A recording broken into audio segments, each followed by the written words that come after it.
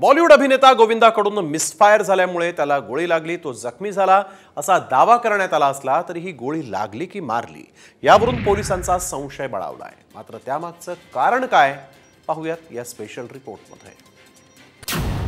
गोविंदाला गोळी लागली की मारली?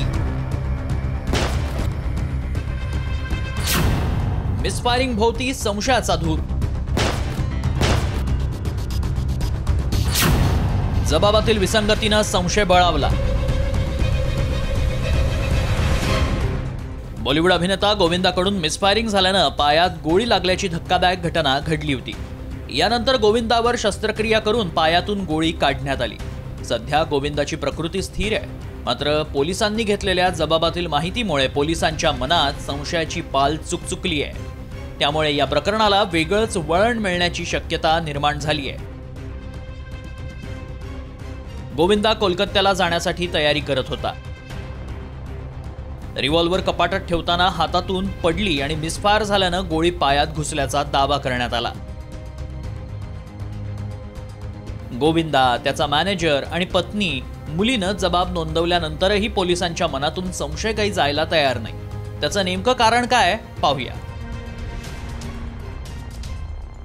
पिस्तूल साफ करताना गोळी सुटू शकते, मात्र ती वरच्या दिशेनं कशी फायर झाली?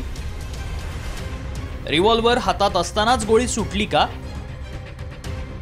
गोविंदा काहीतरी लपवत असल्याचा पोलिसांना संशय आहे।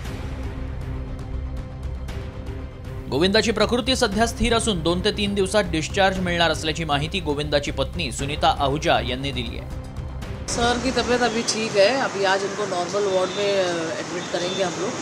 कल से बहुत बेहतर है। परसों डिस्चार्ज भी कर देंगे उनको। मंदिरों में हर जगह पूजा, दरगाह में, मंदिर में हर जगह पूजा प्रार्थना चल रहा है। सबकी आशीर्वाद से सर का तबीयत एकदम ठीक है। और मैं बोलना चाहूँगी फैंस लोगों, आप लोग पैनिक मत होइए। सर एकदम ठीक है। कुछ महीने बाद फिर सर डांस वांस करने लगेंगे।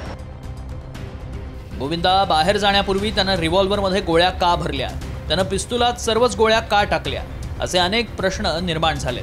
त्यामुळे पोलीस पुन्हा गोविंदाचा जबाब नोंदवणार आहेत। त्यामुळे गोविंदाच्या जबाबातून आणि बॅलिस्टिक अहवालातून गोविंदा काही लपवतोय की काय हे स्पष्ट होणार आहे। ब्युरो रिपोर्ट, साम टीव्ही न्यूज।